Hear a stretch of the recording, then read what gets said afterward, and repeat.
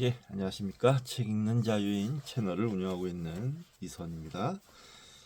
이번 시간 2026년 3월 22일 일요일, 지금 시각은 밤 9시 49분입니다.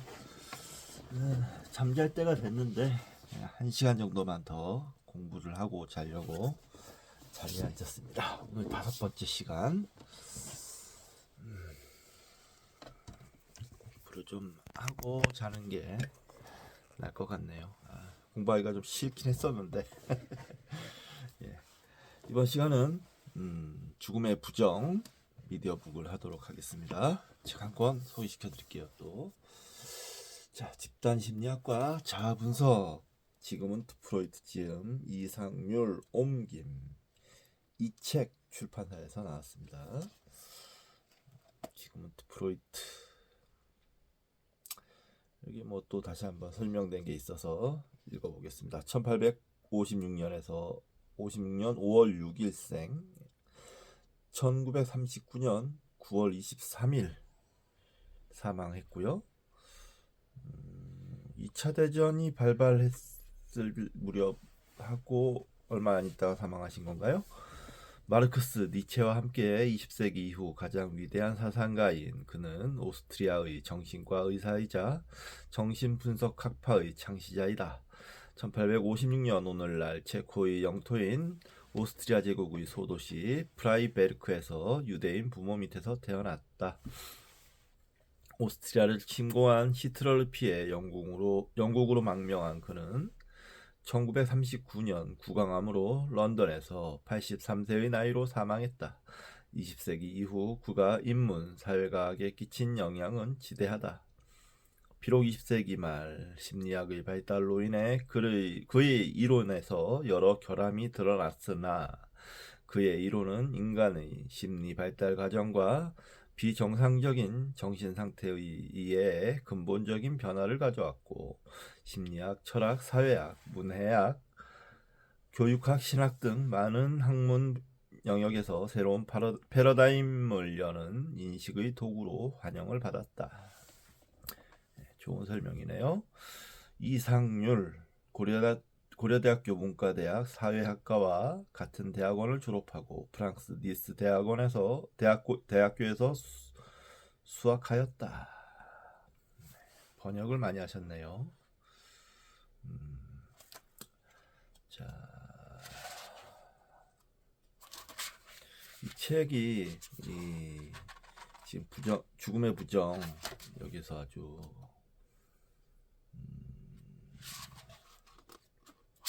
극찬을 한 책이라 제가 궁금해서 샀습니다.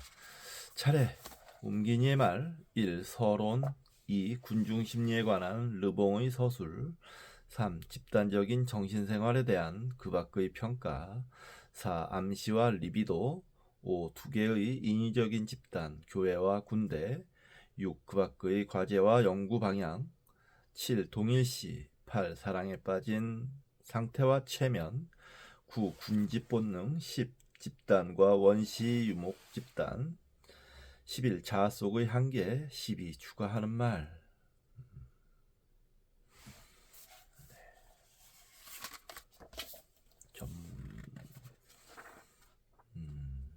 아주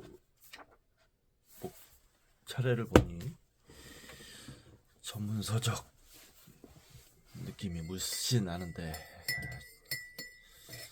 지금 당장 읽을 책은 아닌 것 같고, 자, 언젠가 맞닥뜨리게 되지 않을까 생각합니다. 자, 얼굴이 많이 갔네요. 저녁이 돼서 세수도 지금 못하고 있어서 개기름이 번지르르 하면서 얼굴이 좀 부어가지고 참 볼성 사납습니다. 죄송합니다. 자, 죽음의 부정 361쪽, 지난 시간에 우울증에 대해서 했고요. 이번 시간 조현병입니다. 조현병은 역사적 관점에서 보면 더 풍부하게 이해할 수 있다. 어떤 유형의 사람에게 삶은 남들에게보다 더 난공불락의 문제이며 불안과 공포의 짐은 하루하루 숨쉬는 것처럼 끊임없이 그를 괴롭힌다. 랑크가 신경증이라는 용어를 붙인 유형은 환각이 없는 사람, 사물을 있는 그대로 보는 사람, 인간사의 허약함에 압도당하는 사람이다. 이런 의미에서 이 용어는 조현병적 유형에 대한 완벽한 묘사다.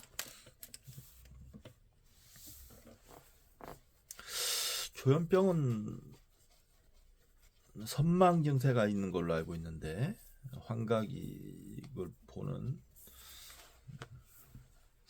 조현병 환자는 윌리엄 제임스가 이 땅에서의 유기체적 삶의 공포에 대한 올바른 대응은 정신증적 대응이라고 말했을 때의 현실주의자다. 무슨 뜻인지 잘은 모르겠네요.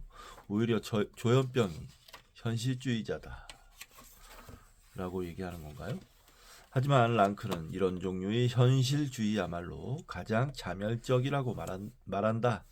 아들러는 조현병 환자가 삶과 그 요구에 대한 두려움으로 인해 또한 삶의 요구에 직면했을 때의 낮은 자기평가로 인해 어떤 장애를 겪는지 일찌감치 보여주었다.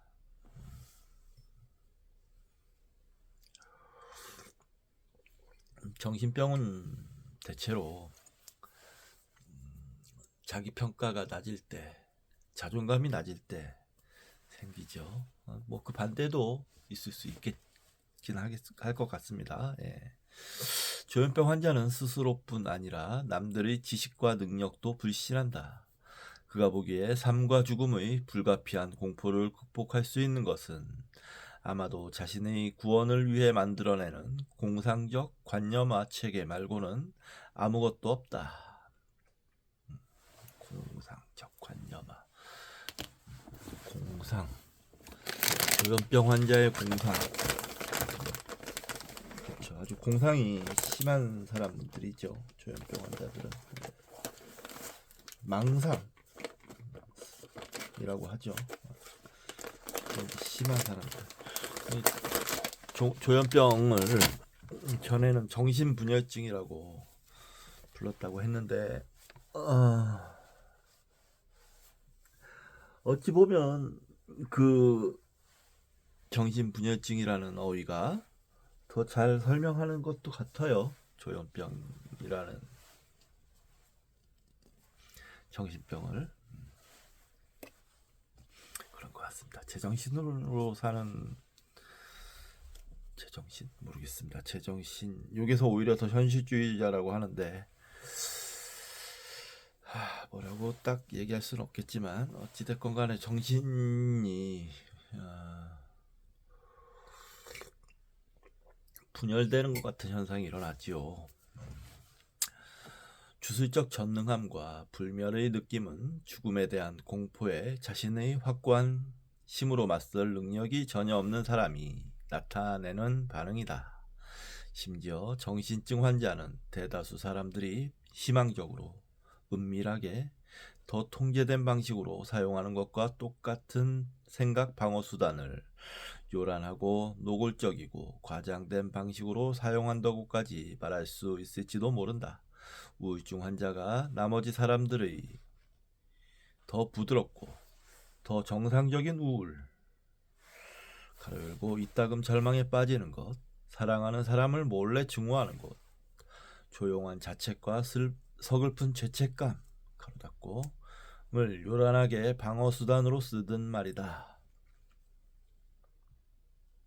이런 의미에서 정신증은 우리 모두의 생활 양식을 시화화한 것이다. 이것은 정신증이 우리를 그토록 거북하게 하는 이유 중 하나인지도 모르겠다.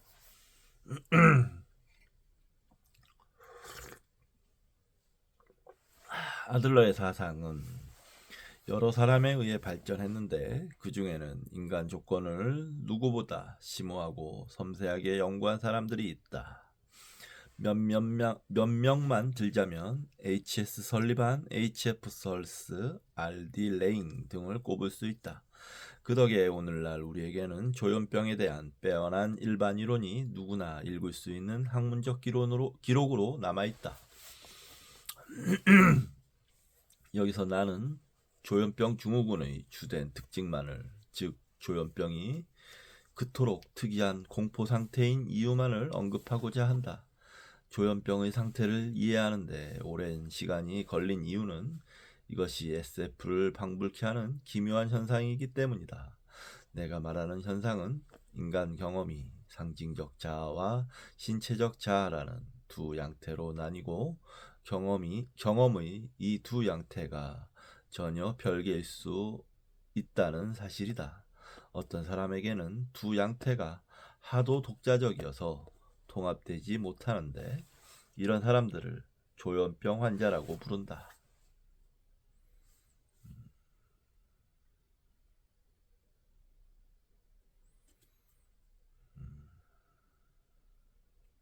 과민한 사람은 몸을 자신에게 낯선 무언가로 전혀 믿을 수 없고 자신의 확고한 통제하에 있지 않은 무언가로 치부한다.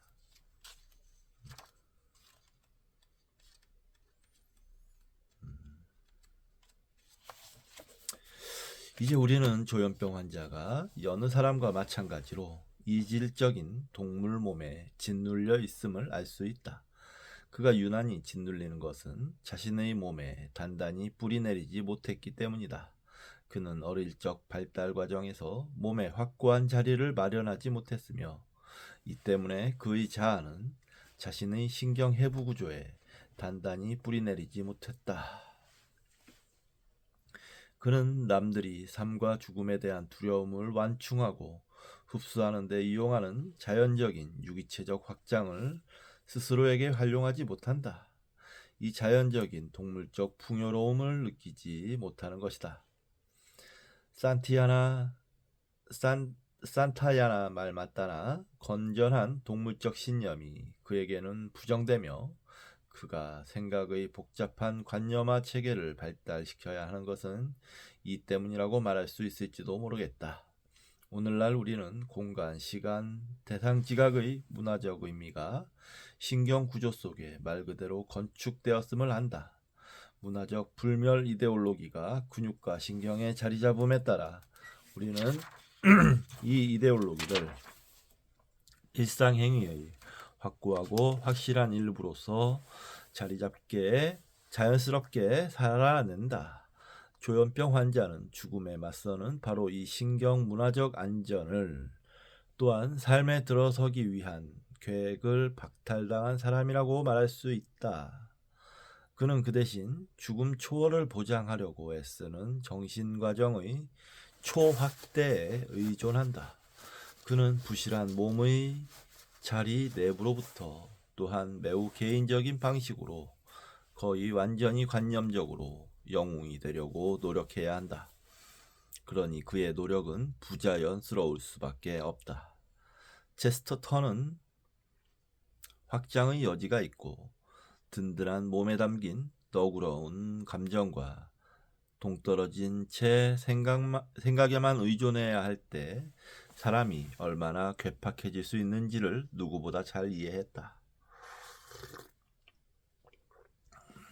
그러니까요. 정신병에는 특효약이 운동입니다. 운동.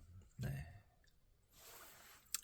운동을 해야만 정신병에서 벗어나거나 이겨낼 수 있습니다. 운동 없이는 힘들어요. 조현병에는 인간에게서 가장 극단적으로 진화할 어떤 위험이 있다.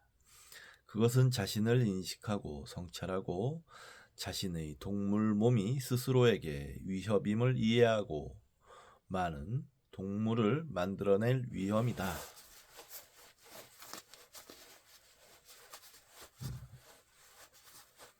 자신의 동물 몸이 스스로에게 위협임을 이해하고 많은 동물. 이 몸에 심지어 단단히 붙박히지도 못하면 이것은 정말로 문제가 된다. 공포는 신경적인 무엇으로도 자신이 디디고 선 장소의 신체적인 무엇으로도 흡수할 수 없는 것이 된다.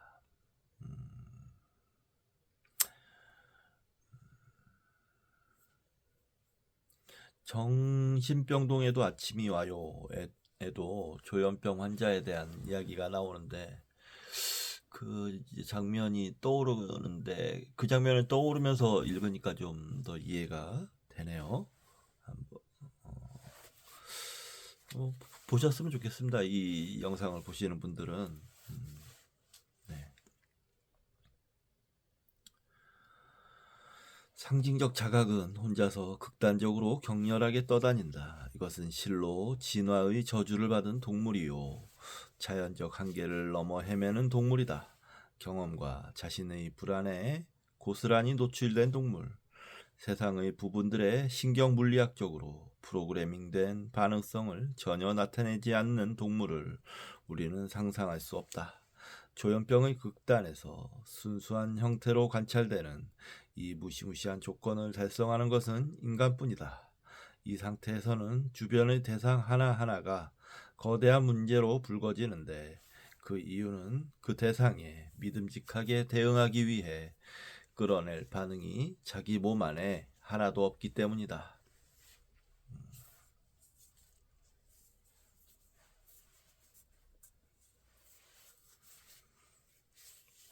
적어도 우리는 본능 없는 동물이 자신의 내밀하고 기본적인 소유물이라 부를 수 있는 친근한 살덩어리 속으로 자신의 의지대로 빠져들 수 있으리라 희망할 수 있다.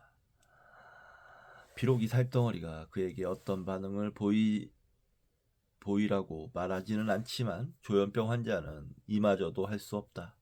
그의 몸은 그에게 완벽하게 우연히 생겼다. 그것은 악취를 풍기며 썩어가는 살덩이다. 몸에 대해 유일하게 친밀한 것은 나약함을 전달하는 직접적 소통 경로라는 것이다. 바깥 세상이 가장 내적인 자아에 닿을 수 있는 직접적 발판인 셈이다. 몸은 그의 배신이요, 끊임없이 벌어지는 상처요. 폴란스키의 영화 혐오에서 카트린 드네브가 훌륭히 형상화했듯 혐오의 대상이다. 이 질병이 인간을 가장 현혹하고 매혹하게 하는 것은 놀랄 일이 아니다. 조현병은 이중적 조건에 대한 그 자신의 반발을 극한까지 밀어붙인다. 이것은 신경증적 개방성이 무력함의 극단까지 밀려난 것과 같다. 프로이트는 환상에서 자아를 부풀리는 것, 최종 수단으로서 삶에서의 물리적 심 없이 철저한 상징적 심을 얻으려는 시도로서의 완벽한 과대망상적 자기 팽창을 나타내는 이 증후군에 자기애적 신경증이라는 안성맞춤의 이름을 붙였다. 자기애적 신경증. 다시 말하지만 이것은 어디에서나 문화적 인간이 성취하려 분투하는 것이지만 정상적인 사람은 적어도 자신의 몸이 자신감 있게 쓸 수 있는 제 것이라고 느끼도록 신경적으로 프로그래밍 되어 있다. 조현병은 인간의 문제를 극한까지 밀어붙임으로써 창조성의 성격도 드러낸다. 문화적 카우사 수의 기획에서 신체적으로 프로그래밍 되지 않은 사람은 제 나름의 프로그램을 발명해야 한다. 남의 장단에 맞추지 못하기 때문이다. 그는 주변 사람들이 만들어낸 것이 거짓임을, 진실의 부정임을 안다. 그 진실이 대체로 취하는 형태는 대다수 사람들이 경험하는 것보다 더 온전하게 인간 조건의 공포를 보여준다. 그렇다면 창조적인 사람은 예술, 문학, 종교에서 자연의 공포를 전달하는 중개자요. 그 공포에 승리하는 새로운 길을 일러주는 표지가 된다. 그는 인간 조건의 암울함과 두려움을 드러내며 이를 초월할 새로운 상징을 만들어낸다. 이것이야말로 샤먼으로부터 섹스피어를 거쳐 지금에 이르는 창조적 일탈자의 역할이었다. 하지만 신경증 환자가 덜 된 예술가라면 재능이 없고 창조적이지 않은 조현병 환자는 무엇일까? 그는 정신병동에서 보듯 완전히 도착되고 애처로운 실패자임에 틀림없다. 결핍되고 무력한 사람은 아무리 진실을 인식했더라도 동료나 자신에게 줄 선물이 하나도 없다. 창조적이지 못한 정신증 환자는 그저 삶과 죽음에 대한 두려움으로 인해 총체적으로 장애를 입었을 뿐이다. 이토록 복잡하고 거의 이해되지 않는 문제를 여기서 몇 마디로 정리할 수는 없다. 게다가 나는 이 문제를 깊거나 자세히 연구하지도 않았다. 하지만 분명한 사실은 이 문제가 단순한 물음 하나를 맴돈다는 것이다. 그것은 사람에게 자신의 주관적 경험을 다스릴, 이 경험이 아무리 특이하더라도 가로 열고, 이 경험이 아무리 특이하더라도 가로 닫고 에고가 있는가다. 그렇다면 그는 자신의 고유한 인식에 형태를 부여한다. 그는 진화의 최전선에서, 즉 삶의 이중적 양태에서 활약하는 활기찬 삶의 과정을 얻으며 그 양태에 대한 반응으로서 이 과정을 전달하고 간직한다. 이것은 천재의 작업이 된다.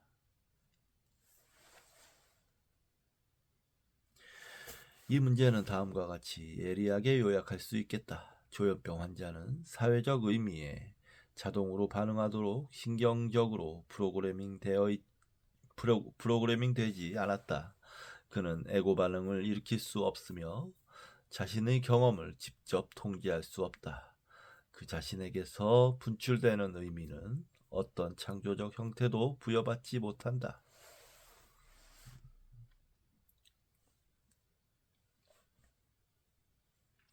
과장된 무력함 때문에 자신의 상징적인 내적 경험만을 경험의 닷으로 기댈 무언가로 쓴다고 말할 수 있을 것이다. 과장된 무력함 때문에 그는 반사적으로 내적 경험을 지향하여 존재하며 이 경험을 재구성하고 이용하지 못한 채 이 경험에 휘둘리고 만다. 천재도 문화적 의미에 자동으로 반응하도록 프로그래밍 되지는 않았지만 적어도 자신의 개인적 의미에 창조적 형태를 부여할 수 있는 강한 에고, 적어도 그러기에 충분한 에고의 자원이 있다. 내가 알기로 천재와 조현병 환자의 이러한 차이를 적어도 이런 총체적 측면에서 가장 훌륭히 이해한 사람은 라이히다.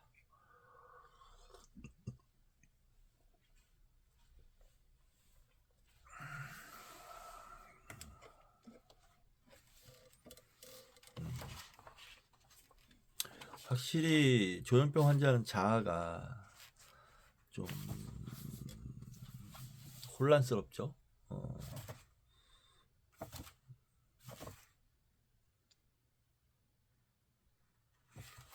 자아가 확고하지 못하다고 할까요? 건강하지 못하다고 할까요? 그런 것 같았어요. 우리는 우울증과 마찬가지로 조현병에서도 영웅성의 문제가 적나라하게 드러난 것을 본다. 가진 자원이 거의 없는 처지에서 삶과 죽음의 무서운 위험을 누구보다 뚜렷이 보지만 이에 맞설 내적 영광의 탄탄한 감정은 전혀 없는 처지에서 어떻게 영웅이 될 수 있을까? 그는 그런 감정을 최선의 방식으로 지어내야 한다. 그 방식은 서툴고 절름거리고 도착적일 것이다. 정신증적 전이가 병적이지 않을 때 그토록 총체적이고 격렬하고 몰입적이고 두려운 것은 놀랄 일이 아니다. 외로운 절름발이가 죽음을 영웅적으로 초월하려 시도하는 유일한 방법은 개인적 우상숭배라는 완전한 노예 상태를 통하는 것, 타인의 인격체의 자아를 완전히 속박시키는 것이다. 그에게는 나머지 모든 인간이 사라지거나 떠나가지 않도록 빨아들여야 할 개인적, 아들러의 빼어난 표현을 빌리자면 바닥짐이 너무 적다. 좀 어렵죠? 어렵고 이해하기 쉽지 않아요.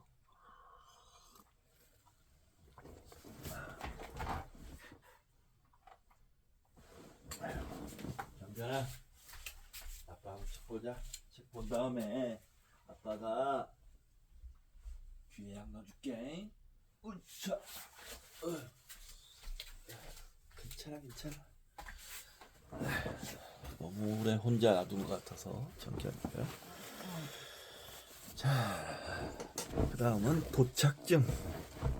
오늘날 뭔가 새로운 이야기를 하고 싶다면 도착증에 대해 쓰는 것은 무모한 짓이다.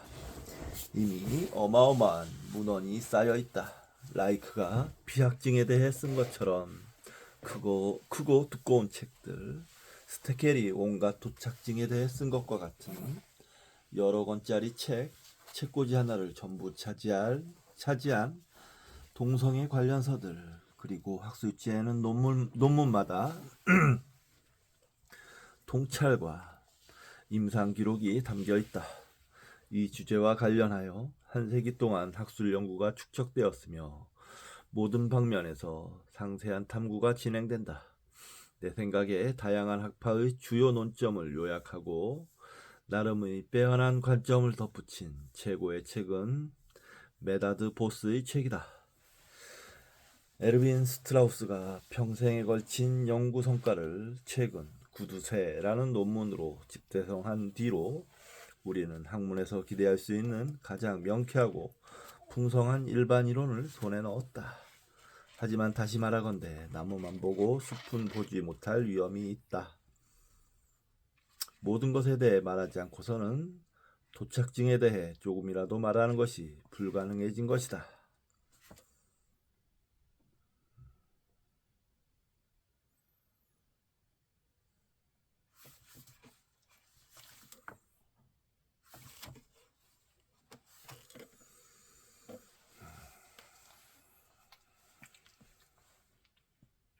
우리에게 필요한 것은 어떤 종류의 소박하면서도 일반적인 진술이다.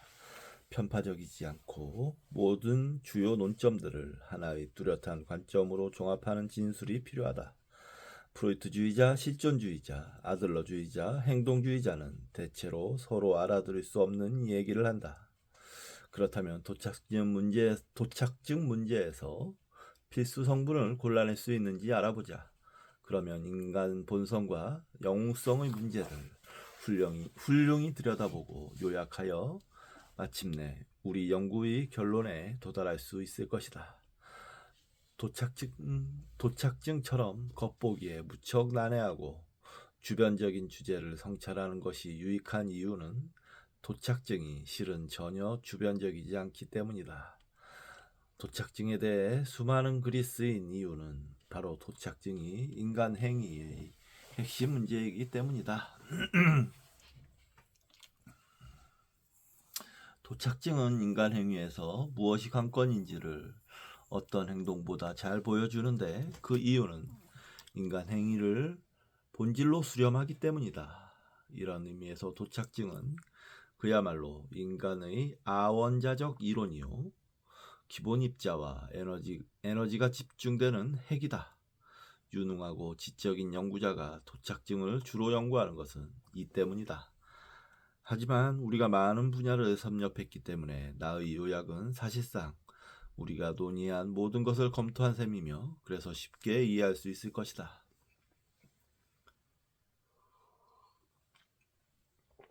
앞의 몇 가지 예에서 보았듯이 프로이트는 자신의 천재성으로 전혀 새로운 이해 영역을 개척했음에도 자신의 정식화를 지엽적이고 독단적으로 표현하는 바람에 논점을 흐리고 불필요한 학문 논쟁을 오랫동안 야기했다. 이것을 가장 잘 보여주는 것이 도착증 문제다. 프로이트는 도착증이라는 가장 험한 지형의 정복을 가능케 했으나 이번에도 우리로 하여금 불신의 어깨를 움츠리게 했다. 절편음란증을 예로 들어보자. 절편음란증은 분명히 도착증의 전형적 사례이며 프로이트는 절편음란증을 자신의 이론 체계 전체의 본보기로 삼았다. 절편음란증 환자가 구두나 코르셋 같은 물건 없이는 여인과 사랑을 나누지 못하는 이유는 무엇일까? 프로이트는 이렇게 답했다. 인용입니다. 좀 더 분명히 설명하면 절편 음란물이란 남자아이가 한때 그 존재를 믿었던 여성의 남근 혹은 어머니의 남근의 대체물이다. 우리가 잘 아는 여러 이유 때문에 남자아이는 여성에게 남근이 존재한다는 믿음을 쉽게 포기하지 않으려는 심리가 있다. 그러니까 이게 절편 음란증이라는 게 패티시 같은 건가 봐요. 패티시. 어떤 한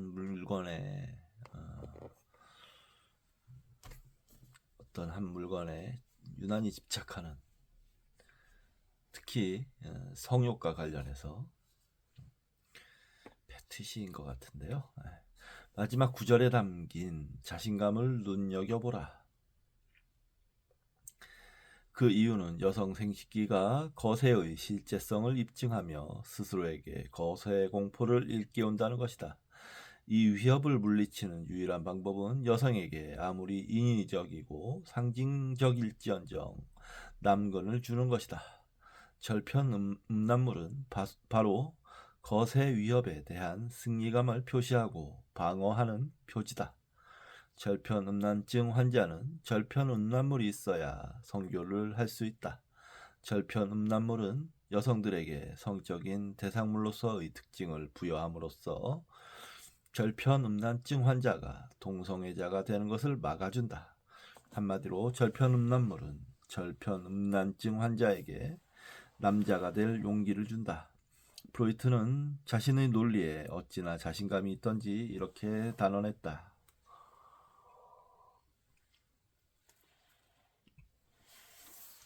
인용입니다. 여성의 생식기를 보면서 거세 불안을 느끼지 않는 남성은 아마 없을 것이다. 가로 열고, 여기서 프로이트는 의기양양하게 결론 내린다. 가로 닫고, 절편 음란증에 대한 연구는 거세 콤플렉스의 존재를 의심하는 사람들에게 특히 더 필요할 것이다. 프로이트 같은 거물이 만년에 자신의 연구 전체를 이토록 의기양양하게 마무리하면 우리는 여기에 의심할 여지없는 진리가 담겨 있다고 생각할 수밖에 없다. 하지만 이번에도 그는 우리를 정신분석학의 독특한 역설에 빠뜨렸다.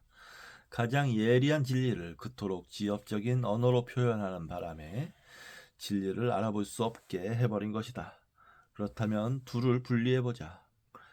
역설에서 빠져나오는 방법을 우리에게 보여준 이는 아들러, 융, 블랑크, 보스, 슈트라우스, 브라운 같은 사상가들이다. 거세 공포는 근친상간 처벌과 오이디푸스 콤플렉스 위협에 대한 공포라기보다는 삶과 죽음에 대한 실존적 불안이며, 이 불안은 동물적 몸에 초점을 맞춘다. 이것만은 확실하다. 하지만 프로이트는 어머니의 몸이라는 개념, 구체적으로 아동이 믿고 싶어하는 남근 달린 어머니라는 개념에 매달렸다. 이 개념은 후기의 정신분석학 문헌을 통틀어 환자의 환상에서 거듭 나타난다. 로버트 백은 최근에 발표한 글에서 프로이트의 기본 개념을 확고하게 재천명했다.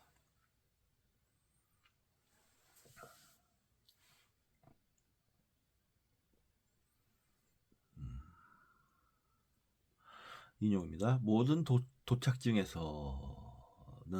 모성적 또는 여성적 남근의 환상이 퇴행적으로 되살아남으로써 거세에 대한 극화된 또는 재의화된 부정이 실행된다.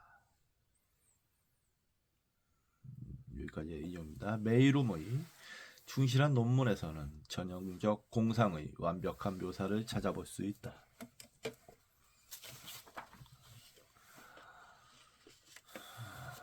인용입니다. 이따금 환자는 수음을 하다가 자신의 음경을 입에 넣어 완전한 원을 이룰 수 있다는 환상을 품었다.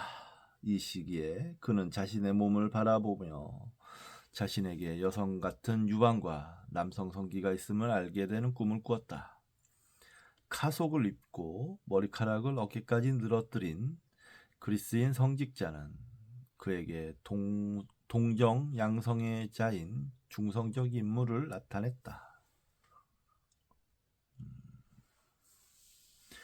그래서 카속이라는 건 로마 가톨릭빛 다른 종파의 성직자들이 평상복으로 입거나 예배용 법복 밑에 받쳐 입는 긴 옷이랍니다.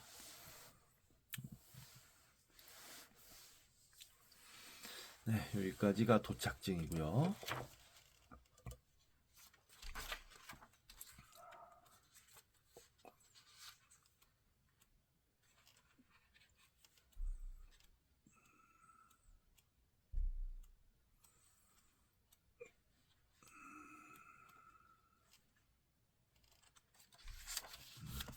남녀춘이 이미지. 남녀춘이 이미지. 처음 듣는 단어인데요. 남녀춘이.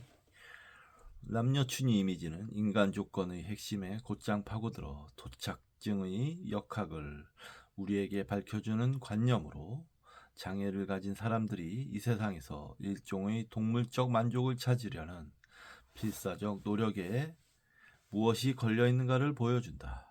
랑크와 융의 저작을 비롯한 많은 저작이 발표된 지금 남녀춘이 상징은 신비로울 것이 전혀 없다. 다시 말하지만 문제는 이 상징에서 지엽적인 성적 함축을 벗겨내는 것이었다. 남녀춘이는 성문제가 아니라 인간 문제다. 자아는 낯선 몸 덮개에서 자신을 발견하며 이 양면성을 이해하지 못한다. 뭔 말인지 알겠네요. 그러니까 남자의 몸을 갖고 여성의 마음을 갖고 있거나 여성의 몸을 갖고 있지만 남자의 마음을 갖고 있는 그런 거를 얘기하는 것 같습니다. 인간은 성기성의 임의적 성격에 분리된 성적 발생의 우연성에 경악한다. 몸 덮개의 비영속성 또는 남성이 되었다가 여성이 되었다가 하는 불완전성을 받아들이지 못한다. 몸은 신체적 물성에서는 우리에게 아무 의미가 없다. 이 물성은 우리를 특정한 종류의 운명에 일면적 성 역할에 붙들어맨다. 남녀춘이 이미지는 총체성을 향한 분투이며 이 분투는 성적인 것이 아니라 존재론적이다. 그렇죠. 이것은 나머지 자연과의 아가페적 합의를 되찾고 자신 안에서 완전함을 얻기 위한 존재의 욕망이다. 자아와 몸, 자아와 타인, 자아와 세계의 양면성인 존재의 파열을 치유하려는 욕망이다. 여기에 몸의 바깥과 너머에서 자기 영속화를 이루려는 자아의 욕망을 더하면 우리는 성 전체성의 불완전함이 어떻게 해서 더 큰 제약이자 위험인지 이해할 수 있다. 프로이트가 남근 달린 어머니 이미지의 중심성을 간파하고 이것을 거세 콤플렉스와 직접 연관지은 것은 옳았다. 하지만 이 문제의 성적 측면을 주요 핵심으로 부각하고 파생적인 것, 가로 열고 성적인 것, 가로 닫고 파생적인 것을 1차적인 것, 가로 열고 실존적 딜레마, 가로 닫고 2차적인 것의 자리로 끌어올린 것은 잘못이다. 남근 달린 어머니에 대한 소망, 여성 생식기에 대한 공포가 남자아이뿐 아니라 여자아이에게도 적용되는 인류 보편적 경험일 수는 있다. 하지만 그 이유는 아동이 전능한 어머니를 자신을 보호하고 양육하고 사랑하는 기적적 원천을 양성 분리 사건 너머에 있는 신적 완벽한 피조물로 여기고 싶어하기 때문이다. 따라서 어머니가 거세되리라는 위협은 어머니가 동물적 존재이지 초월적 천사가 아니라는 점에서 아동의 전 존재에 대한 위협이다. 그렇다면 그가 두려워하는 운명, 그로 하여금 겁에 질려 어머니에게서 돌아서게 하는 운명은 자신 또한 추락한 신체적 피조물이라는 운명, 그가 학문 훈련으로 극복하려고 분투하는 바로 그 운명이다.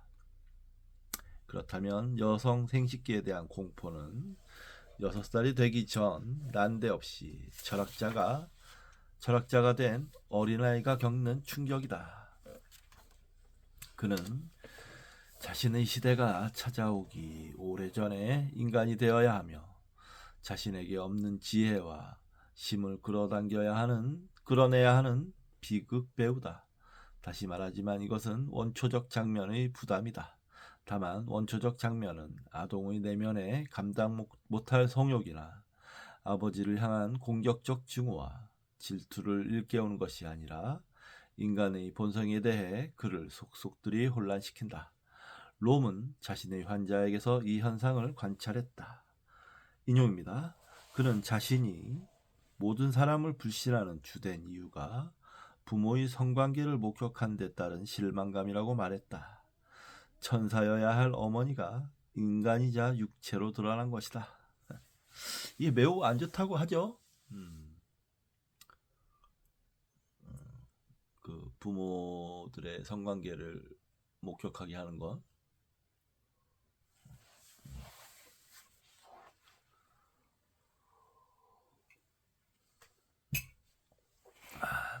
부모들이 좀 조심해야 됩니다. 예. 그 사소한 실수가 아이들에게는 큰 상처가, 인생을 뒤엎는,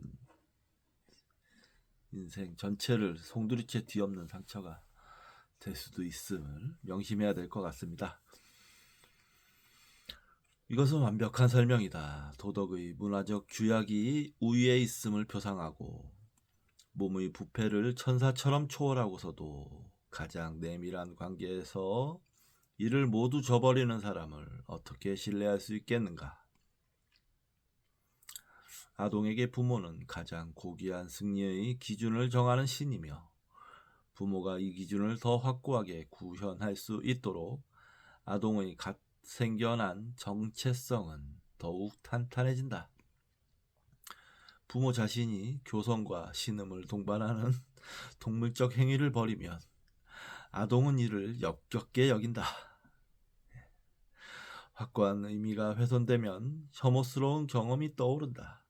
친구들이 아동에게 너희 부모가 남들처럼 선교한다는 사실을 알려줬을 때 대부분의 아동이 원초적 장면을 한 번도 보지 못했을 경우 고지 듣지 않는 것은 이 때문이다. 신생아와 자신은 엄청난 차이가 있지만 5살 배기와 자신은 거의 차이가 없다는 톨스토이의 통찰은 얼마나 절묘했던가. 생후 5년간 아동은 인간 조건의 실존적 부담을 고스란히 짊어져야 한다. 인생의 나머지 시기에 자신의 기본적 운명에 대해 더 배워야 할 것은 사실 거의 없다. 융은 남녀춘이 이미지의 소망적 의미와 중심성을 역사적 관점에서 매우 명료하게 간파했으며 랑크의 모든 저작, 보스와 브라운도 마찬가지였다. 제 몸의 혐오스러운 덮개를 비난하여 이 피부를 벗겨낼 수 있었으면 좋겠어. 이 어리석은 몸이 없다면 내면에서 느끼는 것처럼 겉도 순수할 텐데 라고 말하는 여성 절편 음란증 환자의 말보다 이를 더 유창하고 예리하게 보여주는 것은 없다. 몸은 분명히 인간에게 장애물이다. 쇠퇴하는 몸은 내적 자유와 자아의 순수를 가로막는다. 이런 의미에서 삶의 기본 문제는 종이 개별성에 우세할 것인가 다. 그래서 종은 몸이고 개별성은 내적 자. 그러니까 몸이 내적 자에 우세할 것인가. 이것으로 모든 건강 염려증이 설명된다. 몸은 자기 영속적 피조물로서 자신의 실존에 주된 위협이기 때문이다. 손이 발톱으로 변하는 아동의 꿈도 이로써 설명된다. 여기에 담긴 정서적 메시지는 아동이 자신의 운명에 대해 아무런 통제권도 없다는 것, 신체 형태의 우연성이 자유를 억제하고 좌우한다는 것이다. 아동이 즐겨하는 놀이 중에 당나귀 꼬리 달기가 있다. 이거는 주표시가 있는데 눈을 가린 채 당나귀 그림에 꼬리를 붙이는 놀이라고 합니다. 눈을 가린 채. 신체 부위를 붙일 때처럼 태평하게 자연을 흥겹게 재구성하는 것은 사물의 형태가 가진 우연성에 대한 불안을 떨쳐버리는 가장 좋은 방법이다.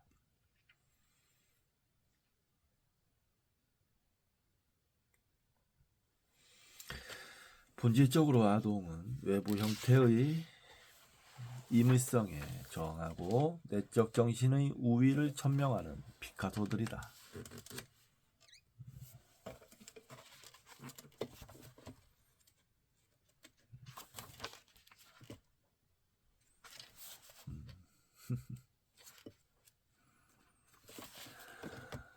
몸에 대한 불안은 모든 학문적 꿈에서도 나타난다. 이런 꿈에서 사람들은 옷을 빼입은 채 중요한 일을 하다가 넘치는 변기물이나 누군가의 튀는 소변에 더러워진다. 오해에 말라. 변은 인류에게 진짜 위협이다. 정신분석학 문헌에서는 이렇듯 상징적 초월과 학문 기능을 혼동하는 사례를 수없이 찾아볼 수 있다. 롬의 환자는 사회적, 금전적, 성적 불안을 느낄 때마다 고창을 앓고 설사를 했다. 고창이라는 건 음식물의 이상 발효로 갑자기 가스가 차 배가 볼록해지는 병입니다. 병이라고 합니다. 이런 적도 있다. 그는 꿈속에서 아버지가 청중에게 연설하는 광경을 바라보고 있었는데 갑자기 아버지의 음경이 노출되는 장면을 목격한다.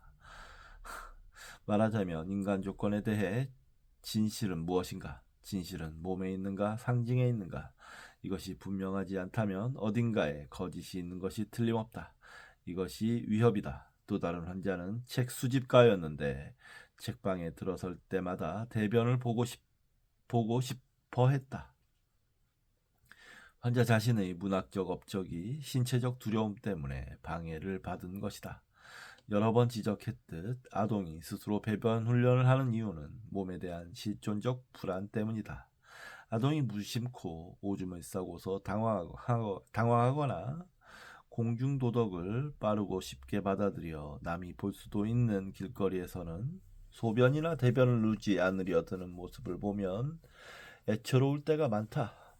아동은 아무리 무심한 부모 밑에서 자랐더라도 스스로 이런 행동을 한다. 아동이 자신의 몸을 부끄러워한다는 사실은 분명하다.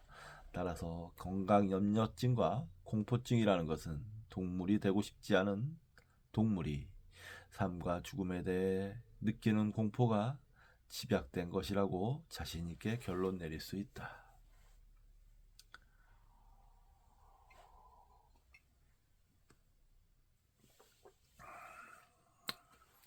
재밌는 말이네요.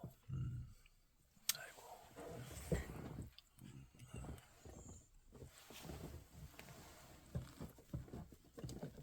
아이고.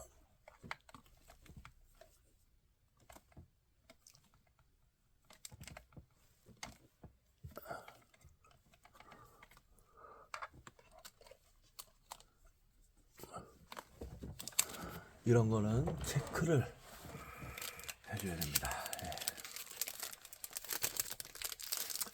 체크를 해줘야 됩니다.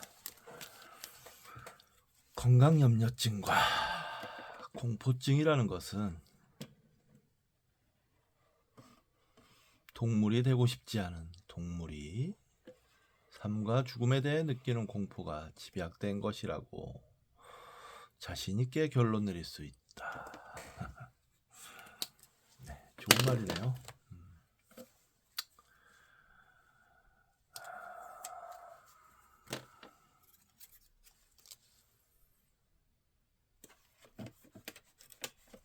죽음과 부패가 강박증후군의 주요 테마임은 쥐인간에 대한 프로이트의 초기 논문에서 이미 분명히 드러났으며 최근에는 스트라우스를 비롯한 유럽 실존주의 정신의학자들의 연구가 이 주제를 아름답고 확고하게 발전시켰다.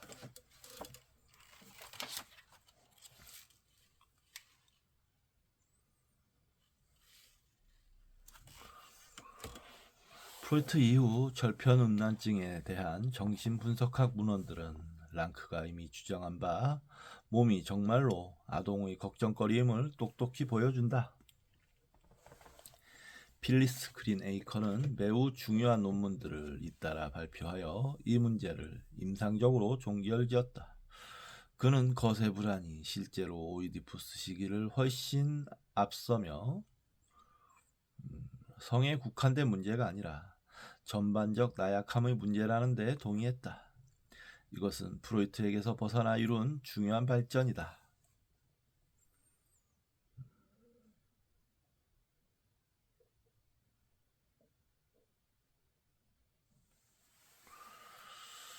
정신분석가들이 즐겨 쓰는 전문용어로 표현하자면 거세 불안은 특히 구강적 성향과 학문적 성향의 강력한 혼합에서 비롯한다. 말하자면 거세 불안은 현실에 대해 몸 전체의 방향을 정하는 문제다. 절편음란증 환자들의 병력을 들여다보면 그들이 몸의 부패와 죽음에 대한 초기 외상에 사로잡혀 있음을 거듭 확인할 수 있다. 인용입니다. 가장 중요한 외상은 신체가 훼손되는 죽음이나 사고, 수술, 임신 중단, 가정 분만 등 유난히 신체 훼손적인 사건을 목격하는 외상이다. 프로이트는 1938년 논문에서 절편음란증의 발달을 개관하고 남근기가 시작될 때 여성 생식기를 목격하는 것이 자위와 거세 위협의 출현에 중요함을 강조했는데 여기서 거세 위협을 신체가 훼손되어 피를 흘리는 몸을 보는 것으로 대체하면 적지 않은 아동에게서 어떤 일이 일어나는지 머릿속에 그릴 수 있으리라 생각한다.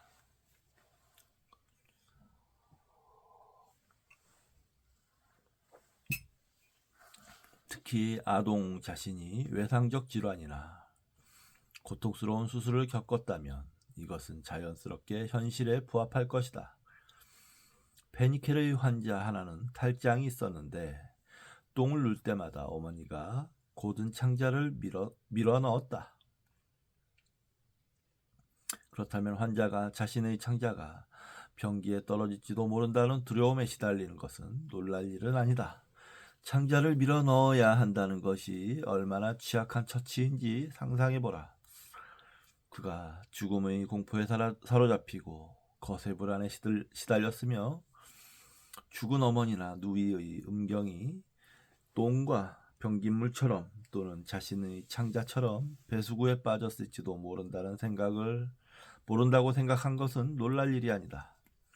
세상은 몸에서 무엇이든 쏟아져 나오게 할 수 있다. 신체 부위는 그냥 불가사의하게 사라진다. 노런드의 환자인 4살짜리 남자아이는 캠프에서 본 여자아이가 왜 손가락이 없는지, 친척 한 명이 왜 다리가 없는지 이해할 수 없었다. 남자아이는 친척과 같은 방에 있는 것을 견딜 수 없었으며 그의 목소리를 들으면 비명을 지르며 달아났다. 남자아이가 두려운 눈빛으로 조용히 의사에게 물었다. 저를 사라지게 하지 않으실 거죠?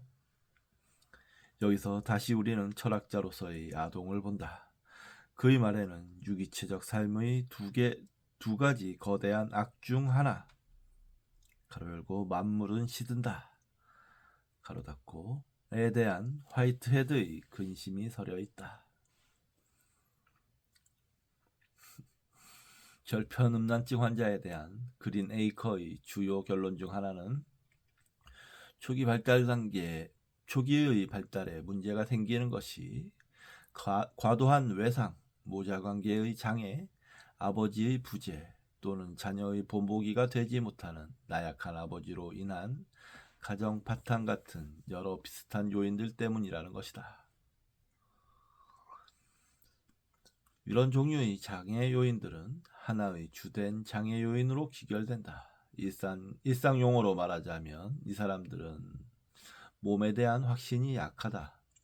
사이먼 네글러는 중요한 논문에서 절편음란증의 문제 전체가 낮은 자존감, 위화감, 그로 인한 남성 역할에 대한 두려움에서 비롯한다고 주장했다. 이런 요인을 강조하는 것은 프로이트의 주장에서 중요한 측면을 수정한 것이다. 본능보다는 발달의 역할을 강조하기 때문이다. 프로이트는 자신의 시대 이후로 축적된 풍부한 발달 이론의 혜택을 입지 못했으므로 왜 어떤 사람은 동성애자가 되고 또 어떤 사람은 절편음란증 환자가 되는 반면에 절대 다수는 둘 다 되지 않고 여성 생식기에 대한 공포를 극복하는지 이해할 수 없었다.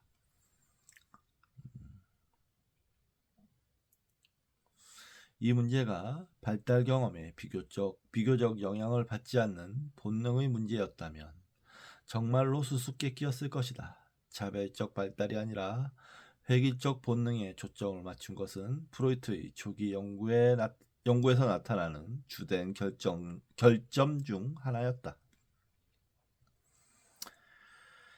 사실 사이먼 네글러는 거세 공포를 싹 배제하고 싶어하기까지 하며 남근 달린 어머니 개념에도 의문을 제기한다.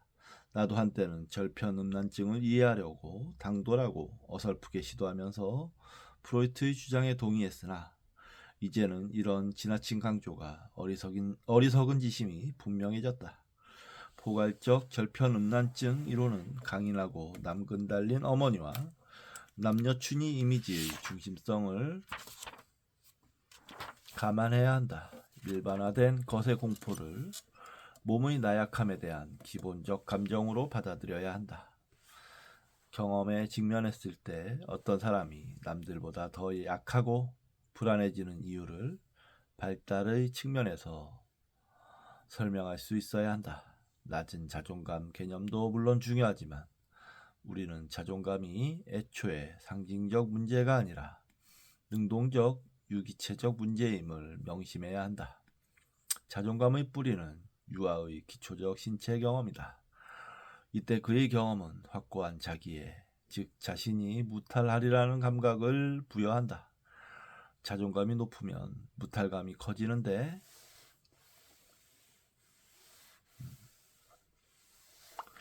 여기에는 세 가지 기본적인 원천이 있다. 첫 번째 방법은 타인의 힘으로부터 미더운 버팀목이자 아동의 활동에 지나치게 간섭하지 않는 어머니에게서 아동이 스스로 동의시할 수 있는 강한 아버지에게서 이끌어내는 것이다.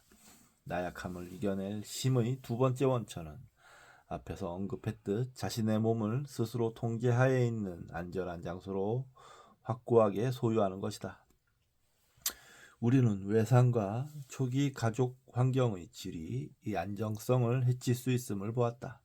힘을 얻는 세 번째 원천은 물론 문화적 카우사 수의 기획, 즉 동물적 나약함의 초월에 대한 상징과 극화다. 이 세 번째 원천이 절편음란증에서 얼마나 중요한가는 잠시 뒤에 살펴보겠다. 이 세 가지를 두루 살펴보아야만 절편음란증의 역학을 일관된 관점에서 들여다볼 수 있다.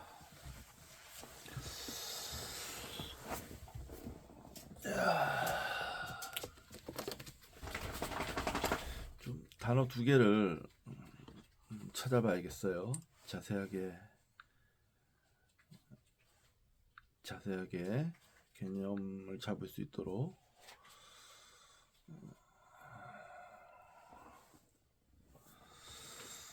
먼저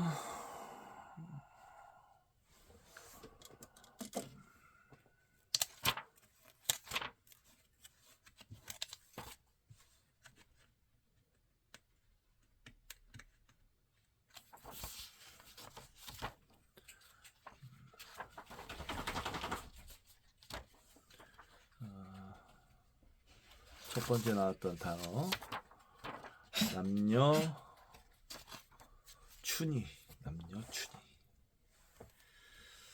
무슨 뜻인지. 남녀춘이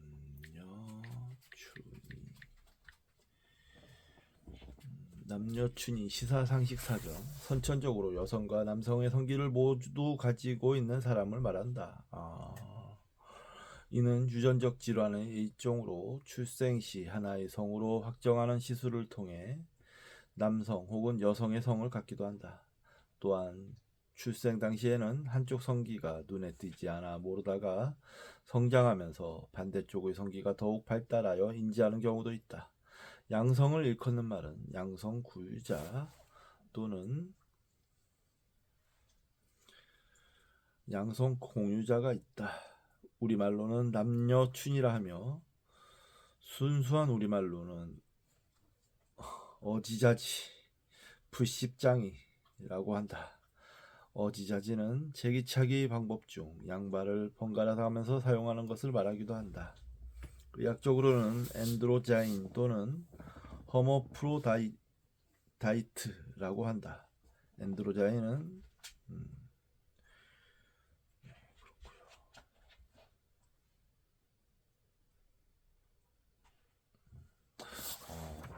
남녀 성기를 모두 갖고 태어나는 것을 남녀춘이라고 하는군요. 몰랐네요. 예. 그리고 또 하나는 절편음란증 찾아보겠습니다.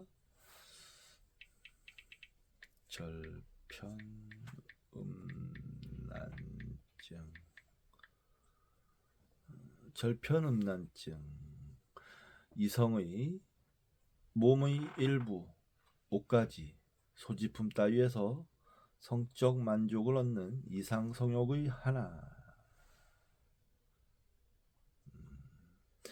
요즘 인터넷 매체를 통해 아이들에게 음란물이 걸러지지 않고 노출되면서 절편음란증이나 노출증 등의 성도착 증세를 보이는 어린 아이들이 드물지 않다. 절편음란증은 제가 얘기했던 패티시가 맞네요. 예, 자 여기서 이번 시간 이제 마치도록 하겠습니다. 오늘 5편을 찍었는데요. 좀 더 열심히 했어야 되는데 중간중간에 피곤하기도 하고 공부가 좀 그래 뭐랄까 딴짓을 하느라고 다소 늦게 끝났습니다. 그래도 오늘 하루 열심히 잘 보냈다고 생각합니다. 자, 저는 다음 주 내일부터는 이제 또 다시 일을 해야 해요. 이제 25일이면 또 대출받은 돈도 갚아야 되고 카드 값도 그때 결제가 되기 때문에 돈을 좀 그때까지 좀 통장에 채워 넣어야 되는데 며칠 안 남았네요. 예, 이번 시간 이제 오늘 여기서 마치도록 하겠습니다. 좋은 밤 되시기 바랍니다.